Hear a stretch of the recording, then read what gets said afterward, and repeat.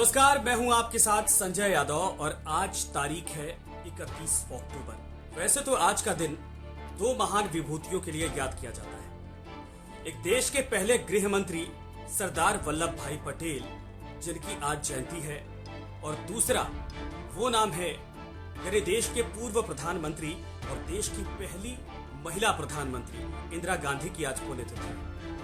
तो इस वीडियो में आपको बताएंगे यानी बात करेंगे इंदिरा गांधी की और आज के दिन उनके शहादत की, जिसकी वजह से आज उनको नमन किया जा रहा है। भारत की पहली महिला प्रधानमंत्री इंदिरा गांधी असीम शख्सियत थी। उनके भीतर गजब की राजनीतिक दूरदर्शिता थी। इंदिरा का जन्म 19 नवंबर 1917 को हुआ था। पिता जवाहरलाल नेहरू आजादी की लड़ाई का नेतृत्व करने वालों में शामिल थे और वही दौर रहा जब 1919 में उनका परिवार बापू के सानिध्य में आया था। इंदिरा ने पिता नेहरू से राजनीति का गहरा सीखा था। मात्र 11 साल की उम्र में उन्होंने ब्रिटिश शासन का विरोध करने के लिए बच्चों की वानर सेना तैयार की थी। साल 1938 में वो औपचारिक तौर पर इंडियन नेशनल कांग्रेस में शामिल हुई और 1947 से 1964 तक कहा जाता है कि अपने प्रधानमंत्री पिता नेहरू के साथ उन्होंने काम करना शुरू कर दिया था। ऐसा भी कहा जाता है कि इंदिरा उस वक्त प्रधानमंत्री नेहरू की निजी सचिव के तौर पर काम करती थी। हालांकि इसका कोई आधिकारिक ब्यौरा किसी भी किताब या पत्रिका में नहीं मिलता है। इधर पूर्व प्रधानमंत्री इंदिरा गांधी को राजनीति में विरासत मिली, यानी राजनीतिक विरासत के तौर पर उनको मिली थी और ऐसे में सियासी उतार चढ़ाव को वो बखूबी समझती थी, काफी परिपक्व थी।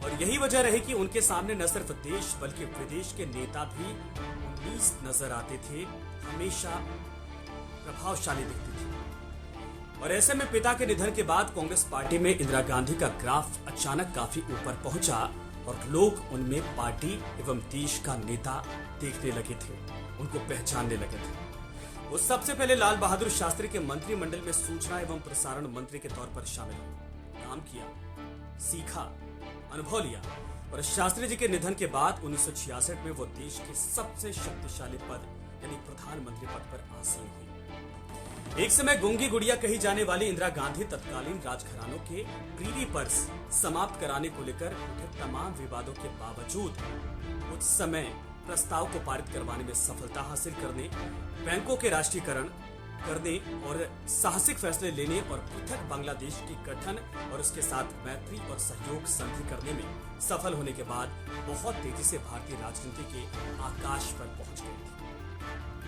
वो वक्त था जब इंदिरा गांधी की तूती बोला करती थी। इंदिरा ही भारत की पहचान बन चुकी थी। वर्ष 1975 में आपातकाल लागू करने का फैसला करने से पहले भारतीय राजनीति एक ध्रुवीय सी हो गई थी, जिसमें चारों तरफ इंदिरा गांधी यानी इंदिरा ही इंदिरा दिखाई देती थी। इंदिरा की ऐतिहासिक कामयाबियों के चलते उस समय देश में इंदिरा इज इंडिया और इंडिया इज इंदिरा का नारा जोरों शोरों से गूंज रहा था। इंदिरा गांधी की राजनीतिक छवि को आपातकाल की वजह से गहरा धक्का लगा था और इसी का नतीजा रहा कि 1977 में देश की जनता ने उन्हें नकार दिया था। हालांकि कुछ वर्षों बाद फिर से सत्ता में उनकी जबरदस्त वापसी हुई। उनके लिए 1980 का दशक खालिस्तानी आतंकवाद के रूप में बड़ी चुनौती लेकर भी उस वक्त आया था जब सत्ता में वापस आई थी। इसके बाद ऑपरेशन ब्लू स्टार का जिक्र करना बेहद जरूरी है। दरअसल ऑपरेशन ब्लू स्टार को लेकर उन्हें कई तरह की राजनीतिक समस्याओं का सामना उस वक्त करना पड़ा था। राजनीति के नब्ज को समझने वाली इंदिरा की मौत की आहट उनको तनिक भी नहीं थी, वो भाप नहीं सकी और 31 अक्टूबर 1984 को उनकी सुरक्षा में तैनात दो सुरक्षा कर्मियों सतवंत सिंह और दूसरा नाम है बेअंत सिंह ने उन्हें गोली मार दी। दिल्ली के एम्स ले जाते वक्त उनका निधन हो गया।